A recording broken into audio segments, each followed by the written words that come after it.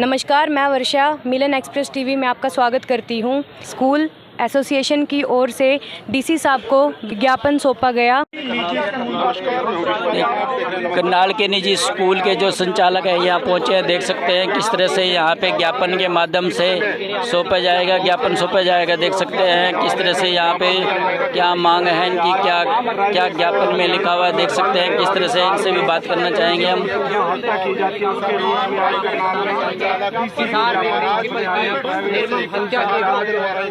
सभी यहाँ पर रोष जताते हुए ऐसे स्कूलों पर हमला होगा, प्रिंसिपलों पर हमला होगा तो कैसे बर्दाश्त होगा। इसके लिए कानून बनाना चाहिए, कोई ऐसा कानून बनाया रक्षा कर सके, सुरक्षा कर सके। इसी को लेकर आज जिला सचिवालय पहुंचे हैं। सबसे पहले तो जैसा कि आपको ज्ञात है कि एक दुर्भाग्यपूर्ण घटना हुई है हिसार में, जहां की स्कूल के विद्यार्थियों द्वारा ही स्कूल प्रिंसिपल की हत्या की गई। उसके विरोध में आज पूरे हरियाणा प्रदेश में लगभग 30,000 से अधिक प्राइवेट स्कूल आज ऑफ पे हैं। और एक संदेश बड़ा साफ है सरकार को, प्रशासन को और माननीय मुख्यमंत्री जी को, माननीय शिक्षा मंत्री जी को, कि इस तरह की व्यवस्था अब आगे स्कूलों में जारी नहीं रखी जा सकती। अनुशासनहीनता के ऊपर कोई लगाम होनी चाहिए। अगर स्कूल में पढ़ाने वाले शिक्षक अगर सुरक्षित नहीं है तो समझो कि भारत की आने वाली पीढ़ी भी सुरक्षित नहीं है। शिक्षा आज एक नए मोड़ पे खड़ी है। आज हम बच्चों के अधिकारों के नाम पर उनको हमने कुछ भी कहना बिल्कुल लगभग बंद किया हुआ है। इस तरह के कानून बनाए जा चुके हैं पश्चिम की नकल करके। जो वेस्टर्न सिस्टम है उनका सेटअप अलग है। भारतीय परिवेश में आप देखते हैं कि माँ बाप और जो अध्यापक है इस पे समाज विश्वास करता आया है। और इसका प्रमाण ये है कि आज विश्व की जितनी भी बड़ी कंपनीज़ हैं उनके जो सीईओज़ हैं, उनके जो मुख्य अधिकारी हैं, वो सभी भारतीय बच्चे हैं। क्योंकि पढ़ाई के नाम पर हमारी जो शिक्षा प्रणाली है वहाँ पूरी मेहनत होती है, उन्हें अनुशासन का पाठ सिखाया जाता है। तो आज अनुशासन के अभाव में शिक्षा जो है आप देख पा रहे हैं कि गर्त में जा रही है। तो हमारी पुरजोर मांग है कि तुरंत प्रभाव से शिक्षकों के सुरक्षा के लिए एक ऐसा कानून हरियाणा सरकार बनाए जो तुरंत प्रभाव से लागू किया जाए, कि जिसके होने से जो शिक्षक समुदाय है वो अपना कार्य जो है बिना किसी भय के वो कर सके। सर, किसके नाम ज्ञापन दिया जाएगा?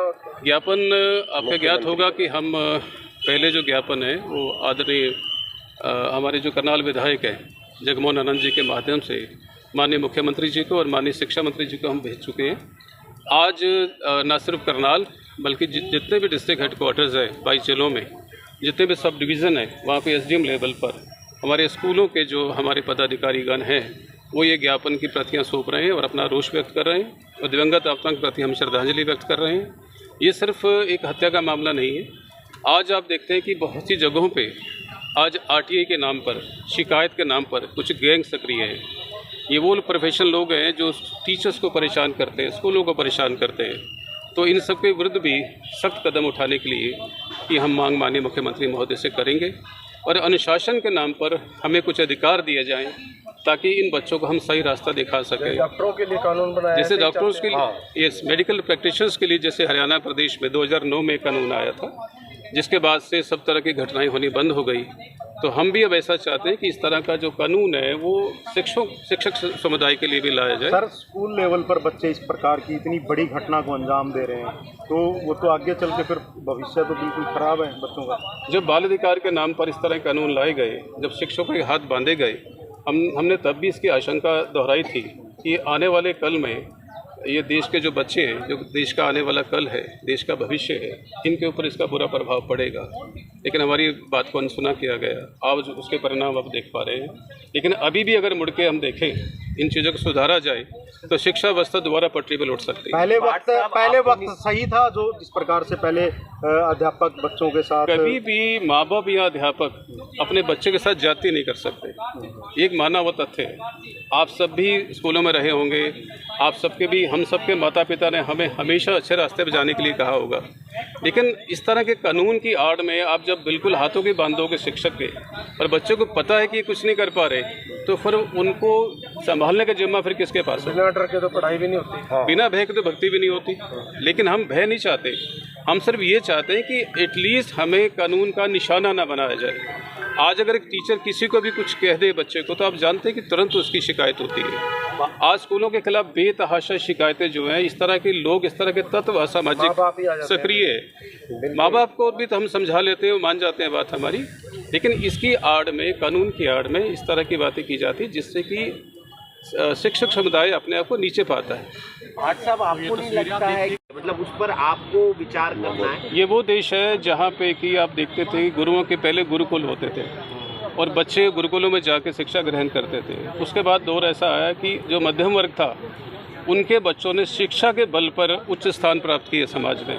आज हमने बच्चों को ज़रूरत से ज़्यादा पैसा, उनको मोबाइल, उनको वाहन, उनको मोटरसाइकिल्स और पैसा उनके जेब में दे दिया। ना अधिकार पेरेंट्स के पास रहा उनको संवारने का, ना अधिकार स्कूलों के पास रहा।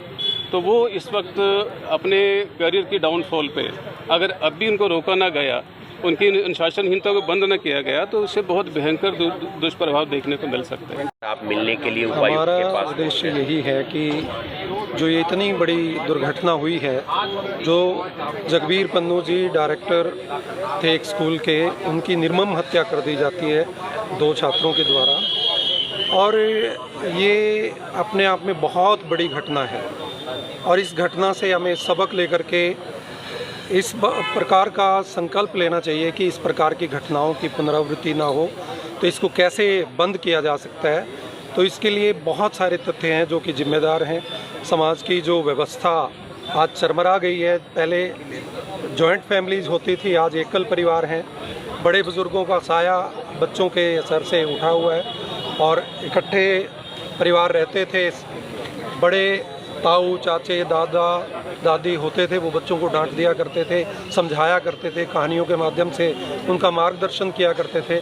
लेकिन आज उस प्रकार की व्यवस्था देखने को नहीं मिलती, और उसी का परिणाम है कि आज बच्चे अपराध की तरफ उन्मुख हो रहे हैं। और अपराध, जो बड़े बड़े अपराधी हैं, उनके वैभव को देख करके बच्चे उसकी तरफ आकर्षित हो रहे हैं और अपराध की दुनिया में वो कदम रख रहे हैं। इस प्रकार से बहुत बड़ा ये समाज के लिए भी और देश के लिए भी बहुत आज बड़ी हड़ताल रखी है आपने?